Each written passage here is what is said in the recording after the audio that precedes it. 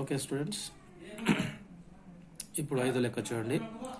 4 లెక్కలో కొంత సమాచారం మిస్ అయింది. ఏ తేదీన కొనుగోలు చేసినారు అనేది అటువంటి విషయం కొంత సమాచారం మిస్ అయింది. కాబట్టి నేను 4వ లెక్క చెప్పకుండా డైరెక్ట్గా 5 లెక్క చెప్తున్నాను. ఒక కంపెనీ ఈ దిగువ తెలిపిన ఎన్నో రకాల ప్లాంట్లను కలిగి ఉన్నది. కాబట్టి ఒక కంపెనీ రకరకాల ప్లాంట్లు కలిగి ఉన్నదంట. కాబట్టి కొనుగోలు సంవత్సరం ఇది 1992 అని పడింది. 92 కాదు, అది 82 చేసుకోండి. ఓకేనా? 1982న కొనుగోలు చేసింది, 90న కొనుగోలు చేసింది, 96న కొనుగోలు చేసింది. ఓకేనా? అలాగే దాని యొక్క ఖరీదు 82లో 40,000 కొనుగోలు చేసారు, 90లో 50,000కు, 96లో 60,000 కొనుగోలు చేసింది. అలాగే వాటి యొక్క జీవితకాలం మొదటి ప్లాంట్కి 20 సంవత్సరాలు, రెండవ ప్లాంట్కి 10 సంవత్సరాలు, మూడవ ప్లాంట్కి ఏమో 8 సంవత్సరాలు. అలాగే వాటి మీద తరుగుదల ఫస్ట్ ఈ 92లో కొనుగోలు చేసినటువంటి ప్లాంట్కి ఏమో 5%, రెండో ప్లాంట్కి ఏమో 10% తరుగుదల, మూడో ప్లాంట్కి ఏమో 12.5% తరుగుదల అని ఇచ్చాడు. తర్వాత కొనుగోలు తేదీ నాటికి ఉన్నటువంటి సూచీలు ఇచ్చింది మనకి. 82న 100 ఉంది, 90న 200 ఉంది, 96న 300 రూపాయలు ఉంది, 300 ఉంది. ఇది సూచీ. ఓకే, ఇది మనకు ఉన్నటువంటి సమాచారం. తర్వాత పైన ఇచ్చిన వాస్తవ అంశాలను ఆధారం చేసుకుని సూచీ సంఖ్యలను ఉపయోగించి ఆవర్జ ఖాతాల్లో మార్పులకు అవసరమైన పద్ధతుల్లో వ్యవహారాలను చూపము. ఓకేనా? కాబట్టి ఇట్లా ఈ విధంగా రకరకాల ప్లాంట్లు ఇచ్చినప్పుడు మనం ఏ విధంగా లెక్క చేయాలి, అలాగే కొన్ని చిట్టాబదులు కూడా రాయాల్సి ఉంటుంది. ఆ చిట్టాబదులు తీసుకుని ఒకటి ఆవర్జ ఖాతా కూడా తయారు చేయాల్సి ఉంటుంది. అది ఎలా చేయాలి అనేది ఇప్పుడు మనం చూద్దాం. కాబట్టి ఎన్ని ప్లాంట్లు ఉన్నాయి? మనకు 3 ప్లాంట్లు ఉన్నాయి. కాబట్టి ఇది 96 అనేది మనం ప్రస్తుత సంవత్సరంగా భావించాలి. అంటే 96 నాటికి మనం లెక్కించాల్సి ఉంటుంది. ఇవన్నీ కూడా అంటే CCA ప్రకారము 1996 నాటికి ఈ యొక్క విలువలు ఏ విధంగా మార్పు చేర్పులు చేసుకుంటాయి అనేది మనం చూస్తాం. ఓకే, ఇట్లా ఈ విషయం మనకు ఇంతకుముందు లెక్కలు ఇవ్వలేదు, 4 లెక్కలు ఇవ్వలేదు ఇలా. కాబట్టి నేను ఈ 4వ లెక్క చెప్పట్లేదు. కాబట్టి డైరెక్ట్గా అంటే ఇది కూడా 7 ఇట్లా ఉంటుంది. కాబట్టి కొనుగోలు సంవత్సరాలు అంటే సంవత్సరం మిస్ అయింది. కాబట్టి నేను డైరెక్ట్గా 5వ లెక్కను చెప్తున్నాను. ఓకేనా? కాబట్టి 5వ లెక్కలో మనకు ఉన్నటువంటి సమాచారము ఇది. ఇప్పుడు దీనికి సంబంధించినటువంటి జవాబు చూడండి. ఇలా ఈ విధంగా మనం చార్ట్ వేసుకోవాల్సి ఉంటుంది. చూడండి, ఫస్ట్ మొదటి వరుస సంవత్సరం, ఇయర్. కాబట్టి సంవత్సరాలు ఏమైనా మనకు 82, 90, 96. ఓకేనా? తర్వాత ఆస్తి ఖరీదు ఇది మనకు లెక్కలో ఇచ్చాడు. 82లో కొన్న ప్లాంట్ ఖరీదు 40,000, 90లో కొన్న ప్లాంట్ ఖరీదు 50,000, 96లో కొన్న ప్లాంట్ ఖరీదు 60,000, మొత్తం కలిపితే 1,50,000. ఓకే. తర్వాత వాటి యొక్క జీవితకాలం 20 సంవత్సరాలు, రెండవది 10 సంవత్సరాలు, మూడవది 8 సంవత్సరాలు. గడిచిన సంవత్సరాలు అంటే 96 కాకుండా 95 సంవత్సరాల వరకు, అంటే 82 నుంచి 95 సంవత్సరాల వరకు మొత్తం టోటల్ చేస్తే 14 సంవత్సరాలు. అంటే 96 కాకుండా 95 వరకు మాత్రమే చేస్తే ఈ విధంగా మొదటి ప్లాంట్కి 14 సంవత్సరాలు వస్తుంది, రెండో ప్లాంట్కి ఏమో 6 సంవత్సరాలు వస్తుంది. ఈ 96 అనేది ప్రస్తుత సంవత్సరం కాబట్టి దీనికి ఏం గడిచిన సంవత్సరాలు ఏమీ ఉండదు. ఇదే అయిపోయిన తర్వాత నెక్స్ట్ ఏంటిది? ప్రతి సంవత్సరం తరుగుదల ఎంతనో లెక్కించాల్సి ఉంటుంది. కాబట్టి ఎంత వస్తుంది? 40,000 ఆస్తి 40,000 ఖరీదు విలువ డివైడెడ్ బై 20 సంవత్సరాలు జీవితకాలం చేస్తే ఎంత వస్తుంది? 2,000 వస్తుంది.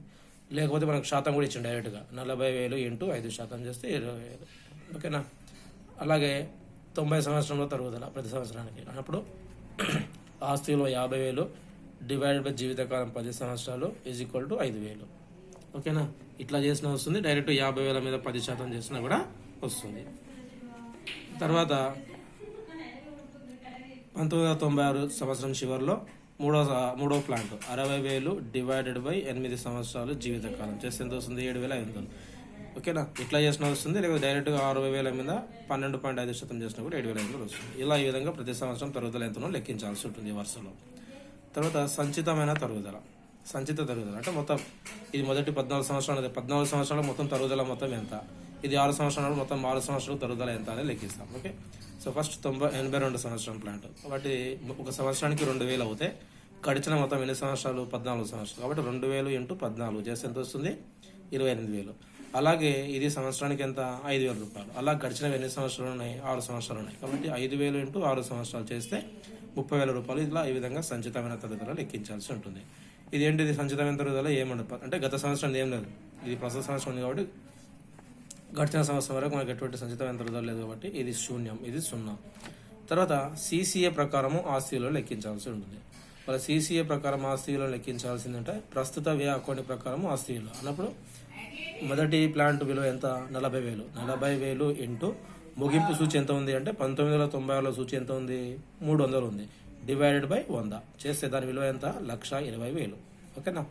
తర్వాత 90లో దాని యొక్క విలువ ఎంత ఉంది? 50,000 ఉంది. కాబట్టి 50,000 ఇంటూ ముగింపు సూచి అంటే 96లో 300 ఉంది. డివైడెడ్ బై 90లో ఎంత ఇచ్చిండు సూచి? 200 ఇచ్చింది కాబట్టి 200తో భాగించాలి. భాగిస్తే విలువ ఎంత వస్తుంది? 96 నాటికి 75,000 రూపాయలు వస్తుంది. అలాగే 96న కొనుగోలు చేసింది కాబట్టి దాని యొక్క విలువ అనేది అంతే ఉంటుంది, 60,000 ఉంటుంది. ఎంత కొనుగోలు చేస్తే అంతే, అంటే ప్రస్తుత సంవత్సరమే కాబట్టి. ఓకే, ఇది CCA ప్రకారం మనం ఆస్తి విలువను లెక్కించాలి. లెక్కిస్తే మొత్తం టోటల్ ఎంత వస్తుందంటే 2,55,000.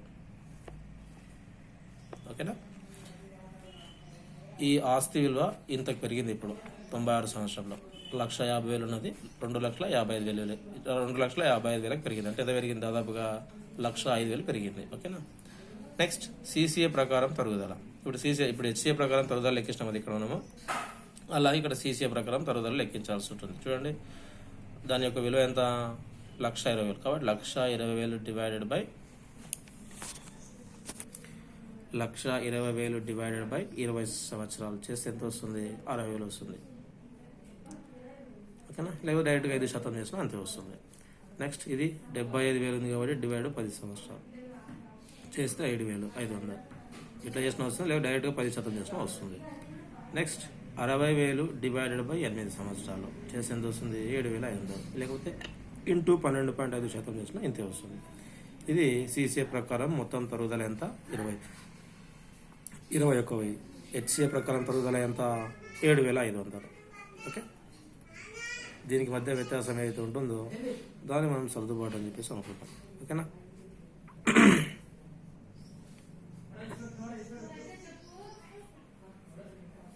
నెక్స్ట్ CCA ప్రకారము సంచితమైన తరుగుదల. CCA ప్రకారము సంచితమైన తరుగుదల ఎంత అంటే ప్రతి సంవత్సరం 6,000 ఇంటూ 15 సంవత్సరాలు తీసుకున్నాం కదా. ఎందుకంటే ఈ 96 సంవత్సరం చివరిలో మనం లెక్కిస్తున్నాం కాబట్టి 96 సంవత్సరాన్ని కూడా తీసుకుంటాం. కాబట్టి 6,000 ఇంటూ 15 సంవత్సరాలు అంటే 82 నుంచి 96 వరకు 15 సంవత్సరాలు చేస్తే ఎంత వస్తుంది? 90,000 వస్తుంది. అట్లాగే రెండవ యంత్రం 7,500 ఇంటూ 7 సంవత్సరాలు 6 + 1 7 సంవత్సరాలు అవుతుంది. 90 నుంచి 6 వరకు 7 సంవత్సరాలు అవుతుంది కాబట్టి 7,500 ఇంటూ 7 సంవత్సరాలు చేసి 52,500. ఇది సంవత్సరం చివరన కాబట్టి ఇది ఒకటి ఉంటుంది, ఒకటే సంవత్సరం ఉంటుంది. 60,000 ఇంటూ 12%, 12.5% చేసి 7,500 రూపాయలు. ఇది సంచితమైన తరుగుదల. దాని తర్వాత ఆస్తి యొక్క ముగింపు విలువ. కాబట్టి ముగింపులో చూడండి, CCA ప్రకారం ఆస్తి విలువ ఎంత ఉంది? 1,20,000 మైనస్ సంచితమైన తరుగుదల ఎంత వచ్చింది మనకి? 90,000. 1,20,000 మైనస్ 90,000 తీసేస్తే ఎంత మిగులుతుంది అంటే సంవత్సరం 1996 సంవత్సరం చివరి నాటికి ఆస్తి యొక్క విలువ 30,000 మొదటి యంత్రంది. అలాగే రెండో యంత్రంది కూడా 75,000 మైనస్ 52,500 తీసేస్తే ఎంత ఉంది? 22,500 మిగిలింది. అలాగే మూడో యంత్రం 60,000 మైనస్ 7,500 తీసేస్తే దాని యొక్క విలువ ఎంత మిగిలింది? 52,500 మిగిలింది. ఓకేనా? ఇలా ఈ విధంగా మొత్తం అన్ని తెలుసుకున్న తర్వాత నెక్స్ట్ మనం ఏం చేయాల్సి వస్తుంటే ఈ విధంగా వెనుకటి తరుగుదల లెక్కించాల్సి ఉంటుంది. ఇట్లా ఈ విధంగా 82కి 90కి. కాబట్టి CCA ప్రకారము సంచితమైన తరుగుదల ఎంత వచ్చింది మనకి?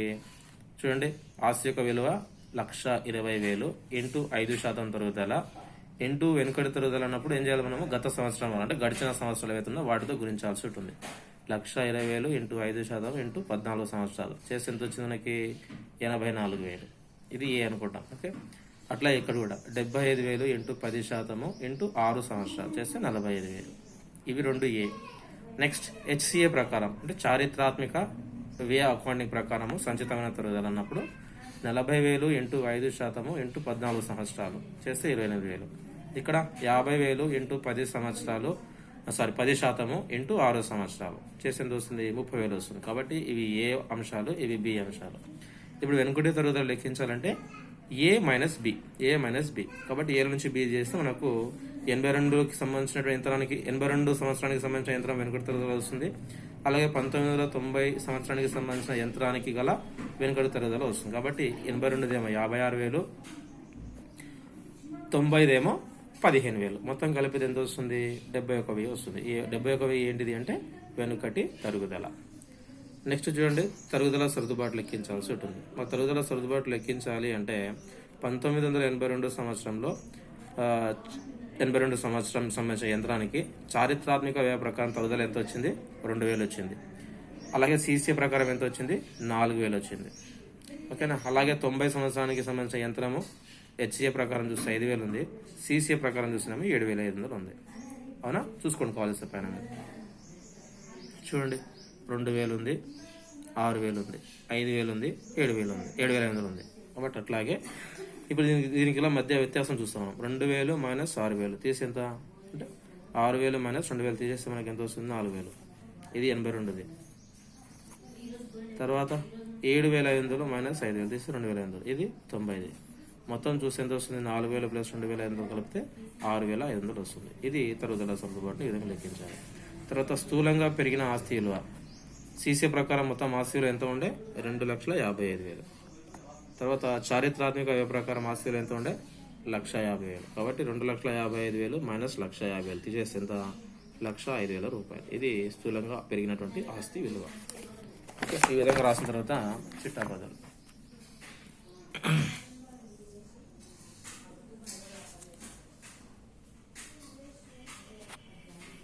చూడండి. ఫస్ట్ది హెచ్సిఏ ప్రకారము తరుగుదల ఛార్జ్ చేసినప్పుడు అన్నప్పుడు, అంటే హెచ్సిఏ ప్రకారం తరుగుదలను ఛార్జ్ చేసినప్పుడు చిట్టాపది ఏమొస్తుందంటే ఈ విధంగా లాభ నష్టాల ఖాతా డెబిట్ టు తరుగుదల ఖాతా అన్నప్పుడు 14,500 వస్తుంది. ఇది ఏ విధంగా వస్తుందంటే 21,000 మైనస్ తరుగుదల సర్దుబాటుగా చేసేయాలి. 21,000 మనకి ఎట్లా వచ్చింది? ఇక్కడ వచ్చింది 21,000. సిసిఏ ప్రకారము 6,000, 7,500, 7,500 మొత్తం కలిపితే ఎంత వచ్చింది? 21,000 వచ్చింది. దీంట్లో నుంచి మనం ఏం చేయాల్సి ఉంటుంది? తరుగుదల సర్దుబాటు తీసేయాల్సి ఉంటుంది.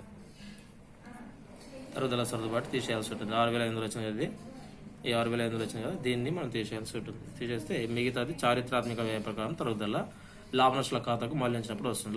14,500, 14,500 అలా తరుగుదల లెక్కించిన తర్వాత అయింది. నెక్స్ట్ యాక్చువల్గా ఇది ఫస్ట్ రాయాలి, ఇది తర్వాత రాయాలి.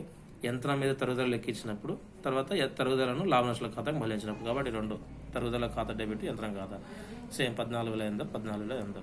ఇది మొదటిది. రెండోది ఏంటంటే తరుగుదల సర్దుబాటుకు సంబంధించినటువంటి చిట్టబాదు. మొదటిది ఏంటంటే లాభ నష్టాల ఖాతా డెబిట్ తరుగుదల సర్దుబాటు ఖాతా. ఓకేనా, ఏంటిది? లాభ నష్టాల ఖాతా డెబిట్ తరుగుదల సర్దుబాటు ఖాతా అని చెప్పేసి 6,500. ఇదంటే ఇది అడిషనల్గా, దీనికి అదనంగా ఇది 6,500 రూపాయలు. తర్వాత ఏం చేయాల్సి ఉంటుంది? ప్రస్తుత వ్యయ రిజర్వ్ ఖాతా డెబిట్ ప్లాంట్ ఖాతా. ఈ అదనంగా సర్దుబాటు చేసేది అయితే ఉందో దాన్ని ఏం చేస్తామంటే ఈ ప్రస్తుత వ్యయ రిజర్వ్ ఖాతాకు మళ్ళిస్తాం. కాబట్టి 6,500 రూపాయలు. తర్వాత మూడోది, తర్వాత ఏం చేస్తామంటే ఇది దేనికి సంబంధించిందంటే 1,05,000 స్థూలంగా పెరిగినటువంటి ఆస్తి విలువకు సంబంధించింది. కాబట్టి దీనికి చిట్టబద్ద ఏమొస్తుందంటే ప్లాంట్ ఖాతా డెబిట్ టు ప్రస్తుత వ్యయ రిజర్వ్ ఖాతా 1,05,000. ఓకేనా. నెక్స్ట్ నాలుగోది ఏంటంటే వెనుకటి తరుగుదల లెక్కించినప్పుడు దానికి చిట్టబద్దు ప్రస్తుత వ్యయ రిజర్వ్ ఖాతా డెబిట్ టు ప్లాంట్ ఖాతా. మనకి ఎంత ఉంది? 71,000 వచ్చింది. ఇక్కడ ఎట్లా వచ్చింది? 71,000, 56,000 ప్లస్ 15,000 కలిపితే 71,000. కాబట్టి ఇది 56,000 ప్లస్ 15,000 కలిపితే 71,000. తర్వాత ప్లాంట్ యొక్క ప్రారంభ విలువ లెక్కించాల్సి ఉంటుంది నెక్స్ట్. కాబట్టి 1982 సంవత్సరంలో 40,000 ఆస్తి ఉంటే దాని నుంచి తరుగుదల తీస్తే ఎంత?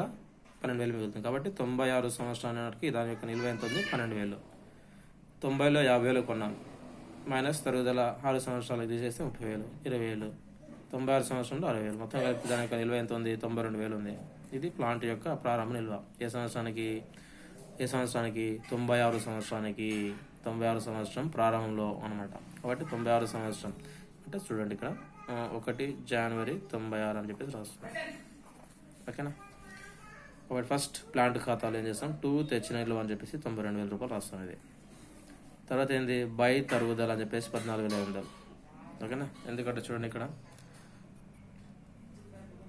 తరుగుదల ఖాతా డెబిట్ యంత్రం ఖాతా ఉంది కదా, ఈ చిట్టబదులో యంత్రం ఖాతా లేదా ప్లాంట్ అన్న ఒకటి చూడండి. కాబట్టి యంత్రం అనేది క్రెడిట్లో ఉంది కాబట్టి క్రెడిట్ సైడ్ 14,500. తర్వాత బై సిసిఆర్. సిసిఆర్ అంటే అర్థం ఏంటిది? ప్రస్తుత వ్యయ రిజర్వ్ అని అర్థం. ప్రస్తుత వ్యయ రిజర్వ్. కాబట్టి ఎక్కడ ఉంది మనకు? ఈ విధంగా ప్రస్తుత వ్యయ రిజర్వ్ ఖాతా డెబిట్ ప్లాంట్ ఖాతా. ఈ చిట్టబదులు కూడా ప్లాంట్ క్రెడిట్లో ఉంది కాబట్టి క్రెడిట్ సైడ్ బై ప్రస్తుత వ్యయ రిజర్వ్ ఖాతా 6,500 రూపాయలు. తర్వాత మళ్ళీ బై సిసిఆర్, ఇదేంటి మళ్ళీ బై ప్రస్తుత వ్యయ రిజర్వ్ ఖాతా అనేది కూడా. కాబట్టి ఇక్కడ వెంకట తరగతి లెక్కించంలో ప్రస్తుత వ్యయ రిజర్వ్ ఖాతా డెబిట్, ప్లాంట్ ఖాతా 71,000.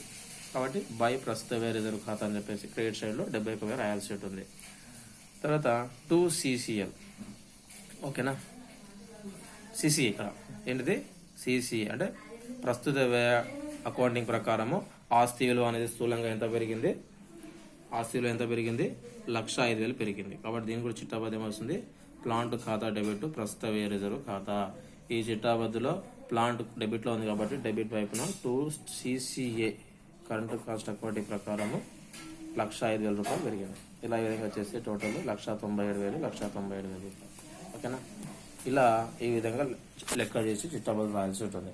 కాబట్టి మీకు తరుగుదలకు సంబంధించినటువంటి 1, 2, 3, 5, ఓకేనా. ఈ 4 లెక్కల్లో తరుగుదలకు సంబంధించిన లెక్క మీకు ఎగ్జామ్లో వచ్చే అవకాశం ఉంటుంది. కాబట్టి ఈ 3 మోడళ్ళు బాగా పర్ఫెక్ట్గా ఉన్నాయి. కొంచెం బాగా కాన్సన్ట్రేషన్ పెట్టి అర్థం చేసుకోవడానికి బాగా ప్రయత్నము చేయండి. ఓకేనా. నెక్స్ట్ తర్వాత వీడియోలో ఇంకొక సర్దుబాటు అంటే కోసా అని ఉంటుంది. అమ్మిన వస్తువుల వ్యయము. ఆ అమ్మిన వస్తువుల వ్యయాన్ని సిసిఏ ప్రకారం ఏ విధంగా సర్దుబాటు చేయాలి అనేది ఆ లెక్కలు చూద్దాం. అది రెండవ పద్ధతి, అంటే రెండో రకమైన లెక్కలు అనమాట. ఈ చాప్టర్లో రెండో రకమైనటువంటి లెక్కలు. కాబట్టి ఆ వీడియోలో మనం ఆ లెక్కలు చూద్దాం. ఓకే.